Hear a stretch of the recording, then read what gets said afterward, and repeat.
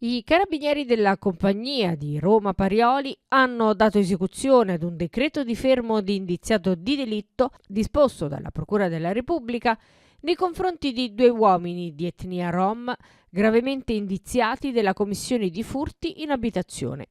In particolare, le indagini condotte dai carabinieri del nucleo operativo della compagnia Roma Parioli hanno permesso di raccogliere gravi elementi indiziari a loro carico in ordine alla commissione di diversi episodi delittuosi, tutti commessi nel mese di aprile del 2024 nel quartiere Parioli.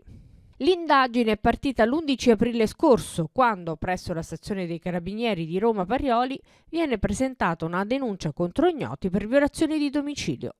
L'episodio viene comparato con quanto emerso in un'altra denuncia presentata negli stessi giorni, questa volta per furto consumato in abitazione. Stesso poi è lo stratagemma utilizzato il successivo 21 aprile per un altro furto consumato in abitazione, come stesso è lo stabile preso di mira.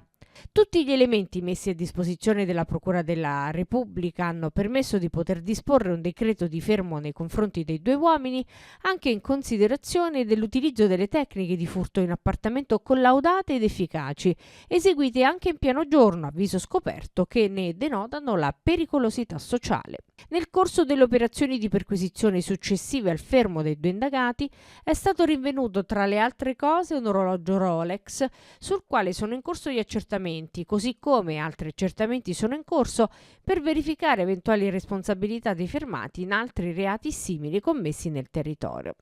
I fermati sono stati condotti presso il carcere di Rebibbia, dove il Tribunale di Roma ha convalidato il fermo e disposto per il 29enne la custodia cautelare in carcere, mentre per il 21enne la misura degli arresti domiciliari.